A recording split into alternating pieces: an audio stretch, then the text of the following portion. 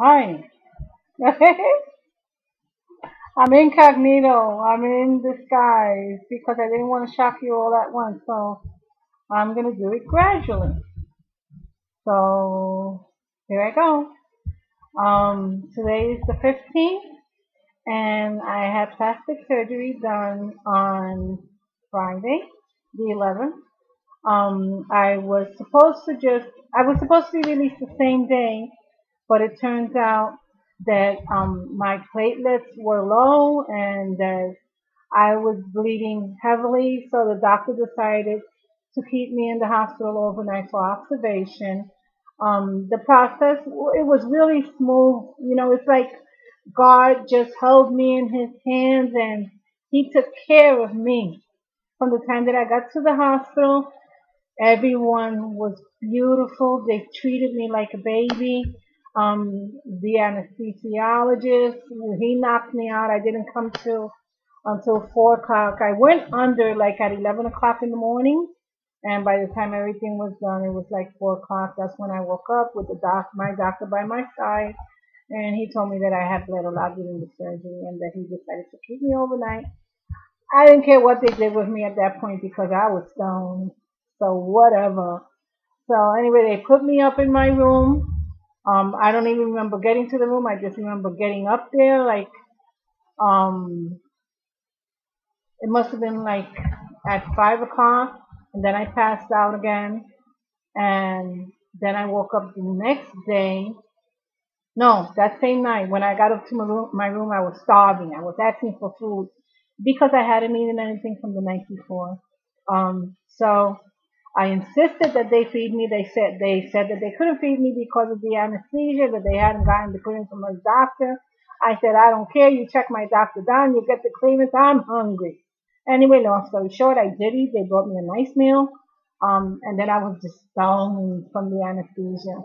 I also had a IV in me. They were giving me antibiotics, and some the antibiotics was Keflex, and they had some painkillers in there, which I asked them to just disconnect because I really wasn't in any pain. I haven't taken a painkiller since I had the surgery. When I take off my disguise, you're gonna be like shocked. That's why I didn't want to come on initially with it. But I haven't had any pain whatsoever. I do feel weak, but that's par for the course. Today I finally got outside. I went to my parking lot. I moved the car, and I came right back inside. I was feeling woozy. Um, but I've been able to. I really can't do exercise. It's not recommended like for 4 weeks. But I have to be active. So today I was up and out in the house all day long cleaning. I'm going to be going to my sister Woman's house. Woman, I'm doing this for you. By the way, I love you. Thank you for your support. So I packed up my things. I'm not going till Saturday, but it just gave me something to do. So I'm ahead of the game. Um, I've been in a good state of mind. My spirit is great. My friends, my family, my sisters, my mother, my best friend Norma and her husband, Lydia, and so many others have been in my corner. Chester, I can't forget Chester, my good friend. And everybody's just rooting for me, and I'm feeling good. I'm feeling good. Even though when I take off my disguise, I'm gonna be shocked. Anyway, getting back to the surgery, I was released. I went in Friday. I was released Saturday at 2 o'clock in the afternoon. Norma, my best friend, and her husband, they picked me up. We stopped by my pharmacist. We got some medication. They had prescribed Percocet for me just in case I was in pain, but I have all the Percocets here. I haven't needed one, and some other stuff, and some natural healing products that I investigated and I got on my own. Back tracing for where the wounds are. Okay, and now here comes the heavy duty part. Okay, so don't leave me. Stay with me. Okay, you're gonna see my surgery. And you like my disguise, huh? No, that's not my hair either. Okay, this is gonna shock you. Okay, I'll leave the best for last. Um, okay, what I got done. was um, I got all my wrinkles out. I'm swollen, all this chipmunk stuff. This is all gonna go down. So I'm swollen because I just had surgery. They put the incisions around my ear. They cut you right around your ear so that nobody sees the scarring. And then I also, something that I've been wanting to get rid of for many, many years, I had that double chin thing, maybe triple, going on. So the doctor suctioned all that out. So now I should have no more double chin. Um, and he stretched my face back. In the process of stretching it back, I used to have big lines over here, and now they're more natural looking. My face is really glowing. They say that sometimes you feel like a pulling sensation because of the stitches after surgery. I haven't felt anything. They say that you might feel numbness. I can feel every, I can feel everything. They say that sometimes on parts of your face it feels hard, but no, it doesn't feel like that. The recovery has been really spectacular. Um, Pleased so far. And I trust that the final results are going to be what I want because right now I'm in bad shape. Physically my face, um, but I see the change. But now here's the heavy duty part. Huh. Now that looks, you're probably going, ew. I don't blame you because I look at it and I'm like, oh my God, raccoons, forget about it. But anyway, that's because I had my lower lids done so that they're nice and smooth, and you don't have the wrinkles down there or no puffiness or the darkness. Um, so when all, they go in your eye, and they take out all the fat deposits, and then they, reshape it and whatnot. Um, but it is healing. I only got the bottom done, not the top. Um, so that's why you only see it black around here. If I had gotten both, it would all be black and blue. But believe it or not, it is getting better. Um, on Saturday, I go for my follow up. That's going to be a week and a day after the surgery, and they're going to remove. This is the dressing. I didn't get an incision up here because I did a mini facelift. A mini facelift is like from the ear down, so that's where all my work was done, and of course my eyes. But up here, there's nothing. You could see, I can show you, there's nothing.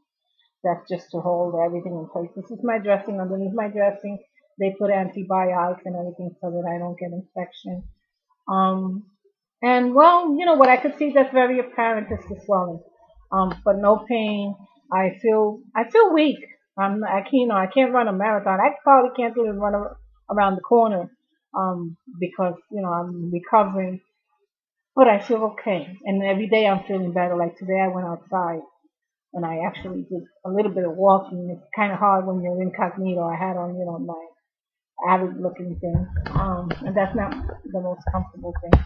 Anyway, so it's moving along. It's what is it? 4 or 5 days later, 11, 12, 13, 14, 4 days later, and every day I'm getting better and better. On Saturday I go to remove this dressing, to remove the stitches. Then the last thing that I want to show you, and after this I'm over and out, is see this nasty looking thing. You're probably going, ew, ew. You see it? You see it? This is called a bulb drain, and it's to drain out the excess blood because I bled a lot, because of the platelets, and so want to make sure that I don't get any infections. So gotta make sure all that junky blood comes out of you. So what they do basically is that they put this tubing. You can probably see little spots of blood in it, but before it was like solid blood, blood, blood, blood. But now it's every day it becomes less and less. But this tubing is inserted. It's inside my skin. It goes from ear to ear below my neck area. So if I feel under here, I can feel it. I can't feel I could feel the tube, but it's in my skin. Below my surface. And then it comes out through back here, and then back here. That's where the blood drains. The reason the bulb is flat is because when you have it flat, it does like a suction so that it could take the blood out. I'm trying to get some blood out for you, but I guess it's not that easy anymore since I'm not bleeding as much. Um, but anyway, when you empty it out every day, you don't throw it away. You have to keep it in a vial that they give you, and when you go to your first doctor's visit, which is going to be this Saturday for me, then you give it all to him so he could see, how much blood. And by that time, I shouldn't be bleeding, and then he's going to also remove this. So I think that's it so far. Like I said, I've been in a good state of mind. You know what? Anyone that has the money and anyone that has to do stuff, the most important thing is that to get a good plastic surgeon that you have a good rapport with, that you check their records. Go for consultations like crazy. I went like for 4 consultations before I finally found the right guy. And the cost, mine came up to like $10,000. But you know what? It's a treat to me. I've always spent money on external things. Now I'm doing it for me. Um, so for me, not that I'm rich because I'm far from that, but I saved for this, and this was one of the things that I wanted. So I'm doing it, and I'm doing it at the right age because I'm 52. I was getting the jowls around here, and I was getting the bags in here, and I wasn't liking my appearance in the mirror. And even now, I go like this and stuff to try to hide and get an idea of what I will look like, even though it's hard to tell right now. But I'm pleased just with the glow alone that I have. And that's it. So, I know things go wrong, but I don't have, I'm not one of those cases. Thank God everything went right. So that's it. Thank you. I love you all, and I will try to keep you updated. Bye.